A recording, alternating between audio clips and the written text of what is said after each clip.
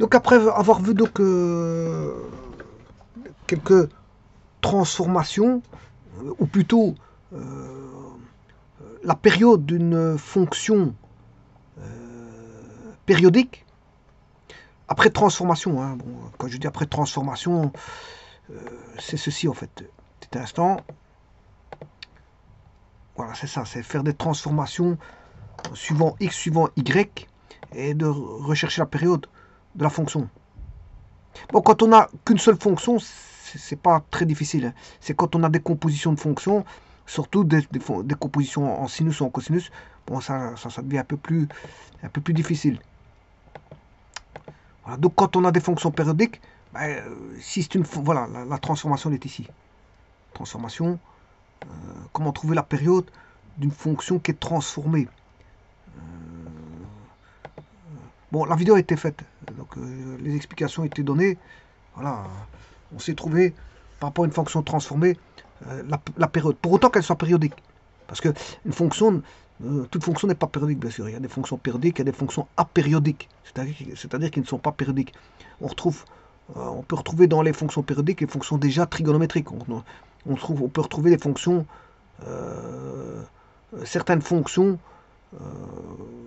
des triangulaires, voilà. Dans les séries de Fourier, bon, on trouve, comme c'est des sommes de sinus et cosinus qui donnent des fonctions bien définies, ben, on retrouve là-bas voilà, de la périodicité. Donc dans les fonctions de Fourier, transformation de Fourier, on a des fonctions périodiques. Bon, mais ici, la vidéo va juste, je vais juste lire la définition ici et regarder un petit peu ce qu'il raconte sur les fonctions périodiques. Donc en mathématiques, une fonction périodique est une fonction qui, lorsqu'elle est appliquée à une variable, reprend la même valeur si on ajoute à cette variable une certaine quantité fixe appelée période. Alors, moi, je l'avais vu autrement, hein.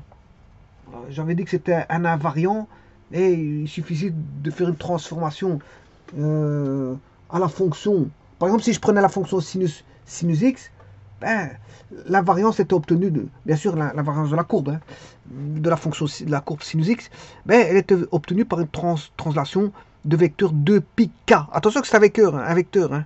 2πk est un vecteur. Quand je dis 2πk, c'est une transformation qui est voilà, une translation. Donc je l'avais mis, voilà, 2πk, c'est un vecteur. Bon, ça c'est pour la fonction, bien sûr, ici. Alors j'ai donné un exemple de transformation à l'aide d'un vecteur ici, d'une figure dans le plan. Donc on a besoin d'un vecteur pour faire une translation. Et donc la fonction sinus peut être translatée d'un vecteur de capi. Et bon, donc c'est bien une translation, hein. Si on retrouve l'invariance de la courbe, c'est-à-dire on retrouve la même courbe après 2 capi, ben c'est qu'elle est périodique, voilà, de période 2 capi. Et ici, le k est un vecteur, mais quand je dis il est périodique de valeur de capi, ben, le k, voilà. Dans ce cas-ci, c'est un vecteur pour avoir la transformation qui est la, comment est-ce qu'on appelle ça, la translation. Donc c'est pour ça que je vous dis que c'est une invariance, parce que la fonction revient. Alors en mathématiques, une fonction périodique est une fonction qui, lorsqu'elle est appliquée à une variable, reprend la même valeur si on ajoute à cette variable une certaine quantité fixe appelée période. Voilà, ça revient à chaque fois, mais il faut que la quantité soit toujours la même. Alors il y a d'innombrables exemples. Des exemples de telles fonctions peuvent être obtenus à partir de phénomènes périodiques, comme l'heure indiquée par la petite aiguille d'une horloge, parce que c'est cyclique. Voilà, c'est cyclique. Des moments où c'est cyclique, ben, ça va revenir au même endroit un certain temps après.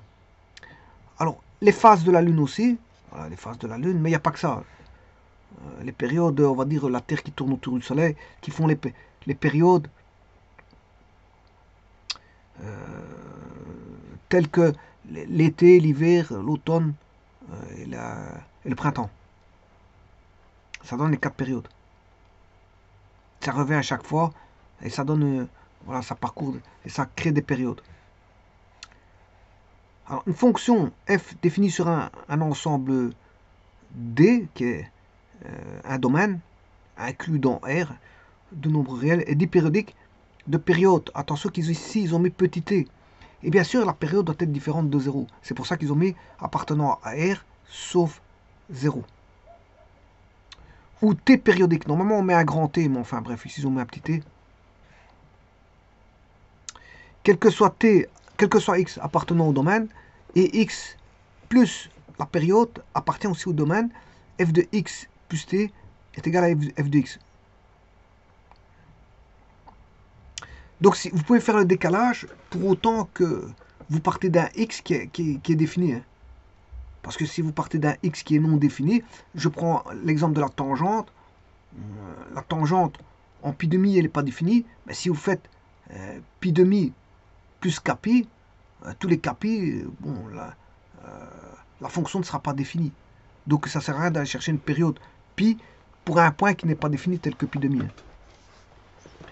Lorsqu'une fonction est périodique, son graphe reproduit de façon répétitive n'importe quelle portion particulière de longueur, une période, ça crée des motifs. Voilà, ça crée des motifs. Voilà, ben, d'ailleurs ici ils le disent, c'est une propriété d'invariance par translation. Donc c'est comme si on faisait des translations de vecteurs, bien sûr, de kpi comme je l'ai montré. Par exemple, la fonction partie fractionnaire qui associe un nombre réel, sa partie fractionnaire, définie par quel que soit x appartenant à R, f de x est égal à x moins la partie entière. Bon, ça je pourrais le faire pour avoir la partie fractionnaire, c'est x moins. Alors, normalement c'est les crochets. C'est pas ça. Je m'excuse. C'est un segment.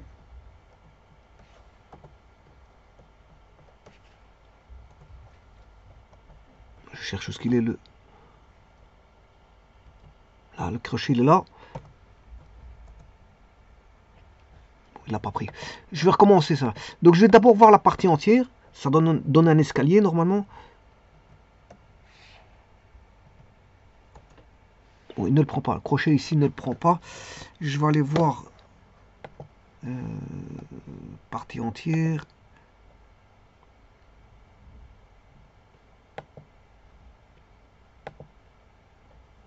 Elle est là. Elle est ici. Voilà. X. Voilà, c'est la fonction d'escalier. Bon, ça c'est la partie, c'est la fonction, voilà, partie entière.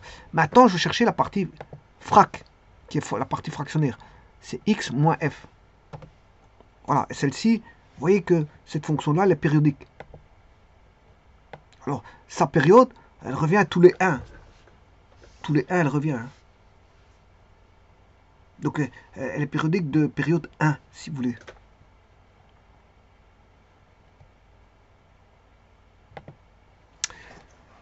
Ici, oui, donc en fait, ici, mettre un crochet comme en fait dans GeoGebra, c'est pas un véritable crochet, puisqu'il manque dans le crochet, il manque les deux barres de haut. Voilà, ben, bon, on peut. Avant, ils mettaient des segments, mais ici, bon, ils ont mis juste des barres en bas. C'est-à-dire que.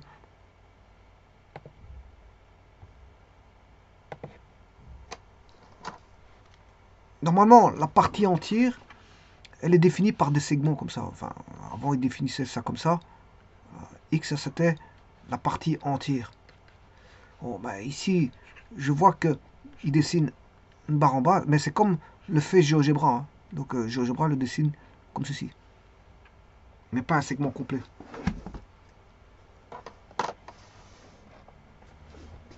Parce qu'à mon avis, le segment est utilisé pour autre chose. Hein. Parce qu'il y a les accolades. On a les accolades, voilà, les crochets, les parenthèses. Voilà, en fait, ils utilisent ça, à mon avis, pour autre chose qu'ils ont trouvé un symbole pour la partie en fractionnaire. Donc, c'est parce que c'est utilisé pour autre chose, à mon avis, les crochets. Mais sinon, on peut mettre des crochets quand on parle de la partie entière. Partie entière. Alors, donc ici, la fonction f est périodique de période 1, voilà, je viens de le dire, et nous avons f de 0,5 est égal à f de 1,5, f de 2,5 et ainsi de suite.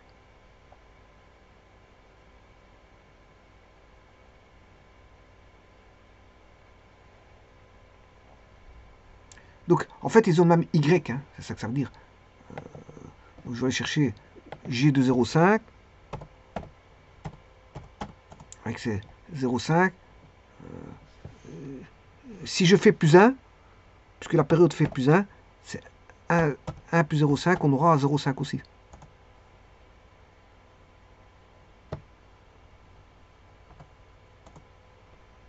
Voilà, donc, chaque fois que je veux rajouter 1, ça sera toujours la même chose. Donc, G de 2,5, c'est 0,5. Et donc, c'est toutes les intersections avec la droite Y égale 0,5. Là, vous allez chercher tous ces points-là. Donc, on va retrouver la première intersection étant 0,5, la suivante étant 1,5 et ainsi de suite. La suivante, elle étant 2,5. 2,5 et puis...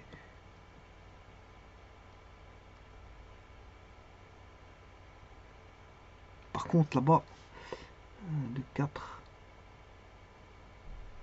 Je vais chercher x égale 2,5 parce qu'à mon avis... Oui, c'est ça, c'est bon. Il est bon. Voilà, donc vous voyez que ça fait toujours 0,5, soit une fonction f est périodique de période f, t, alors pour tout x appartenant à l'ensemble de définitions, bien sûr il faut que le point existe, hein, x, sinon c'est comme j'expliquais tout à l'heure avec la tangente, si vous prenez d'un point qui n'existe pas, bon, plus loin, à une période plus loin, ça n'existera pas non plus, si elle est périodique. Donc voilà, f de x plus nt est égal à f de x. Alors bien sûr, n ici est un naturel, hein. 0, 1, 2, 3, 4, 5, 6, un antinaturel.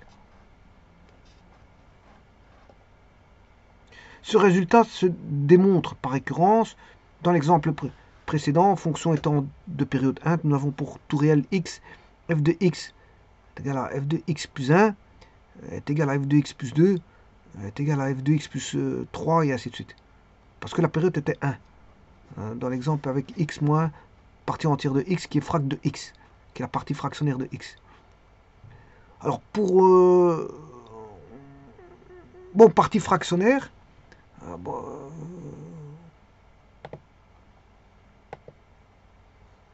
qu'est-ce que c'est que la partie fractionnaire? Ben, c'est de prendre la partie décimale, hein. Par exemple, vous avez, je prends x égale 4,73. Bon, je vois là à une décimale. 4,7. Ben, on prend le nombre 4,7 qui est x moins, ben, on retire sa partie entière, la partie entière de 4,7. Voilà. Mais si vous faites la partie entière de 4,7, c'est 4. Donc vous allez avoir 0,7. Et donc si je tape, donc ici le y qui vaudra 0,7, on a la partie fractionnaire de 4,7. Donc la partie fractionnaire, elle est là.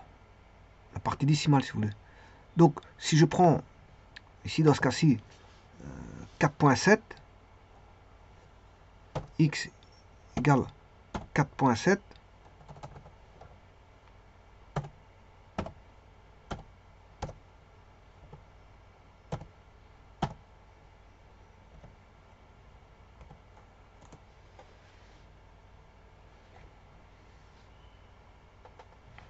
je vais aller chercher le point 4,7.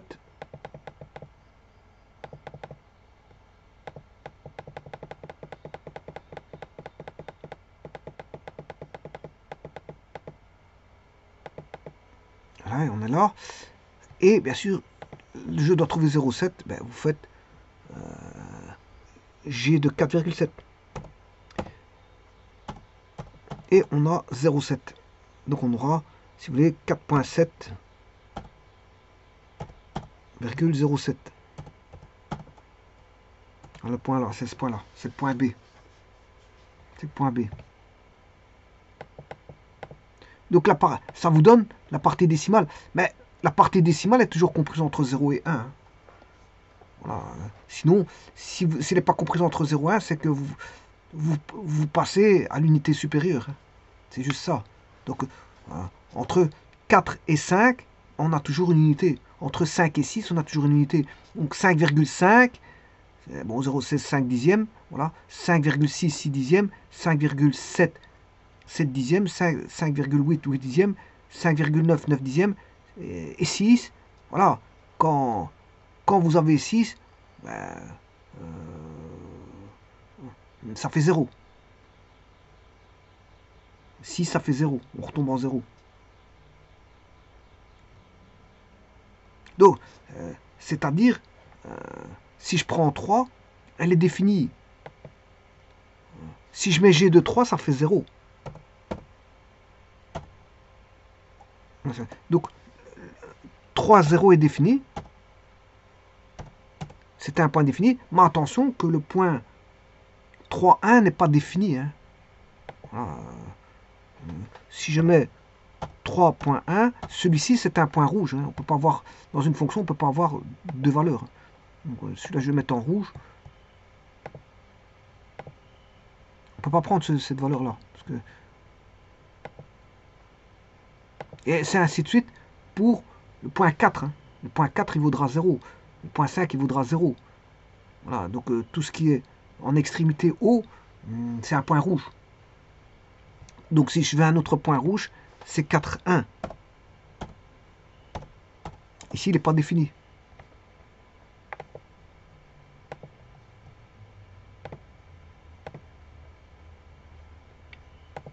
Mais en 4,1, il est défini. 4,0, je m'excuse, 4,0. Voilà, et ainsi de suite. Bon, donc c'est des espèces d'allumettes mises en oblique. Idem pour la fonction en escalier, c'est des espèces d'allumettes.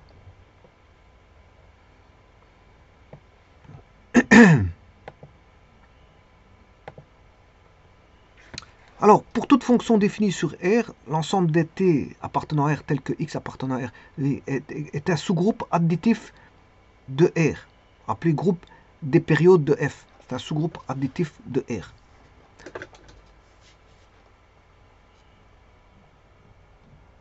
C'est un sous-ensemble de R, mais additif, appelé groupe des périodes de F. Lorsque ce groupe est réduit à l'élément nul, la fonction est dite apériodique.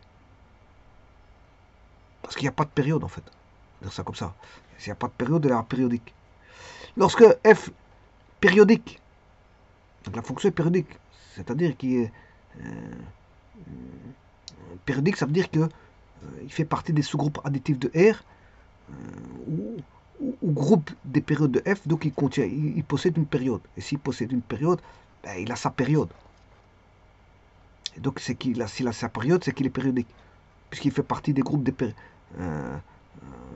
périodes de F. Le groupe de périodes de F, c'est qu'il est périodique. Et s'il est périodique, c'est qu'il possède une période. Voilà, on va dire ça comme ça. Lorsque F périodique est continu, ce groupe est fermé dans R.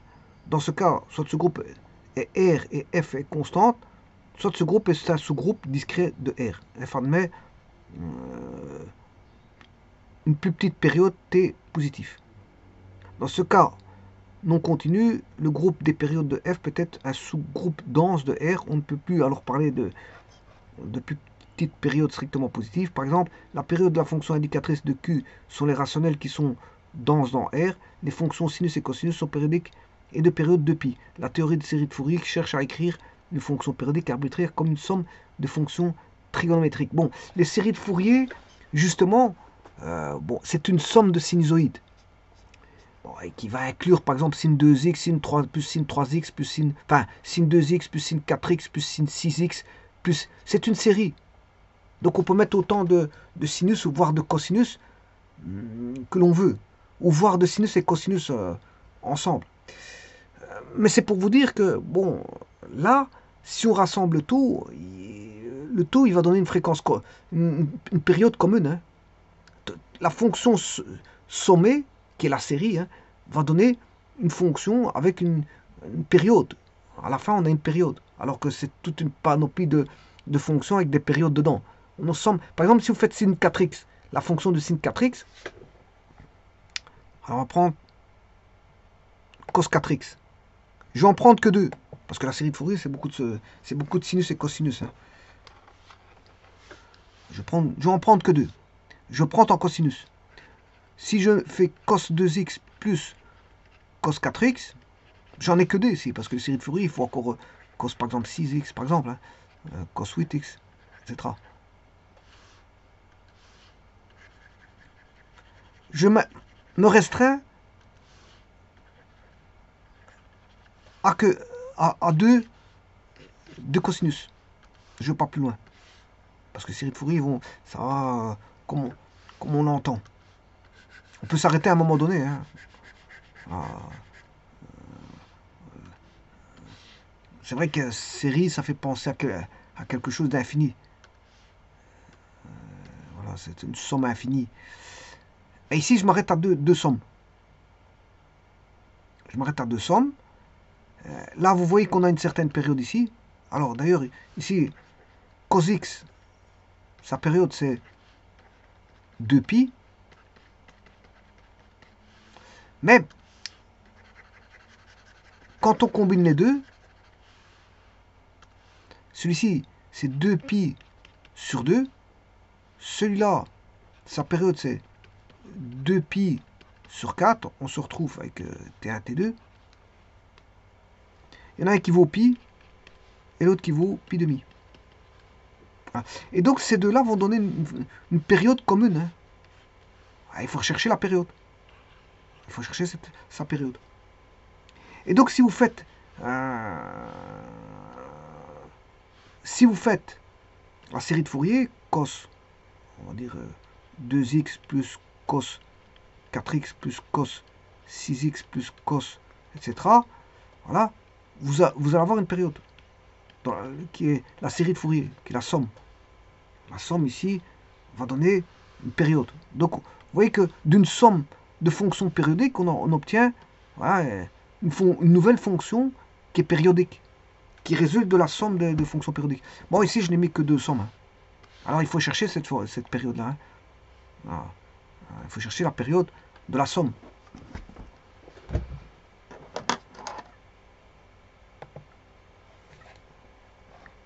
Alors, moyenne dérivée primitive des fonctions périodiques numériques, mais ça, c'est des décalages. On va juste faire un décalage. Valeur moyenne. La valeur moyenne de fonction périodique, f intégrable de période t, est la valeur suivante qui est indépendante de a. Donc 1 sur t, l'intégrale de 0 à t de f de x est égale à 1 sur t. Voilà. On ajoute, on peut rajouter à 0 a, et à t a. Donc on aura a plus t, et 0 plus a, ça fait a. Donc on aura de a à a plus t. Donc ça va être la même chose l'intégrale. L'intégrale, c'est normal parce que c'est périodique. On a les mêmes motifs. Donc si vous faites l'intégrale de 0 à t, ou je veux dire plus loin, voilà. Attention que la moyenne, c'est sur une période. Hein. C'est sur la moyenne, je vous rappelle, c'est une somme de valeurs sur une période. D'ailleurs, ils ont même divisé par t pour avoir la moyenne. C'est 1 sur t intégrale de 0 à t. C'est une somme divisée par un nombre. Et ce nombre, c'est justement la période. Donc on fait une somme sur une période, mais on divise par la période. Donc ça revient à une moyenne. Mais si vous faites de 0 à t, c'est la même chose que si vous le faisiez de a à a plus t. Et quel que soit a. Parce que c'est indépendant de a. Ainsi, la fonction cosinus est de moyenne nulle, ça vous le savez. Son carré de moyenne 1,5. Quitte à ajouter une constante à la fonction, on peut changer sa valeur moyenne. Sa valeur moyenne. La dérivée primitive, dérivée d'une fonction de classe 1, c'est-à-dire la dérivée continue, hein, c'est que ça veut dire classe 1, t périodique est t périodique et de moyenne nulle. Une fonction f continue est t périodique admet une primitive t périodique si et seulement si f est de moyenne nulle. Toutes les primitives sont alors périodiques, une seule étant de moyenne nulle. Pour une étude plus précise des propriétés de la dérivation pour les fonctions périodiques, il faut introduire les séries de Fourier. On peut alors démontrer l'inégalité de Wirtinger qui compare les normes de f et de sa dérivée. Voilà ce qu'ils ont dit sur la période, fonction périodique. Ouais, je veux dire, c'est pas toujours évident de trouver une période, je vous le dis, sur ce, si on a des compositions voilà, de fonctions. Hein. Bon, quand on n'a qu'une fonction qui est connue, bon, c'est pas trop pas trop difficile de chercher la période, mais quand c'est voilà, des fonctions qui sont sommées, bon, ça devient un peu plus compliqué. Je vous remercie.